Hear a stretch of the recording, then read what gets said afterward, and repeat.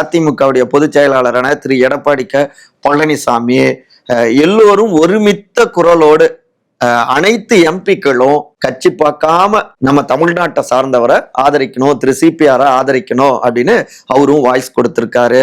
இப்ப முதலமைச்சர் திரு மு.க. ஸ்டாலின் ஆதரவு கொடுக்கல அப்படின்னா தமிழ்நாட்டுக்கு தமிழருக்கு எதிரான அரசியலை செய்யறாரு மு.க. ஸ்டாலின். நாங்க தாங்க உண்மையாக தமிழர்களுக்காக போராடுகின்ற கட்சி, பாருங்க இன்னைக்கு கூட்டணியில சேர்ந்த உடனே தமிழ்நாட்டை சார்ந்த ஒருத்தரையே துணை குடியரசுத் தலைவர் பதவிக்கும் நியமிச்சிருக்காங்க, இதுதான் எங்களுடைய பலம் அப்படின்னு ஸ்கோர் பண்ணவும் கணக்கு போட்டுக்கிட்டு இருக்காரு எடப்பாடிங்க. இப்படியாக நுட்பமான அரசியல் ஆட்டம் ஓடிக்கொண்டிருக்கு. இந்த நிலையில தான் இந்தியா கூட்டணிக்குள்ளாரையும் யாரை வேட்பாளராக நிறுத்தலாம், எந்த மாநிலத்தை சேர்ந்தவரை இல்ல வேட்பாளராக நிறுத்தலாமா இல்ல வேணாமா, ஏன்னா இப்போதைய நிலைமைப்படியே என்டிஏ கூட்டணிக்கு 450க்கும் மேற்பட்ட எம்பிக்களுடைய ஆதரவு இருக்கு. சோ இந்தியா கூட்டணியில இருந்து ஒரு வேட்பாளர் நிறுத்தப்பட்டாலும் கூட அவரு வெற்றிகரமான வேட்பாளராக வருவாரா அப்படிங்கிறது கேள்விக்குறிதான். அதனால தீவிரமான ஆலோசனைகள் ஓடிக்கொண்டிருக்குங்க. ஆகஸ்ட் 18ஆம் தேதி மாலை நேரம் வரை இதுதான் நிலவரம்.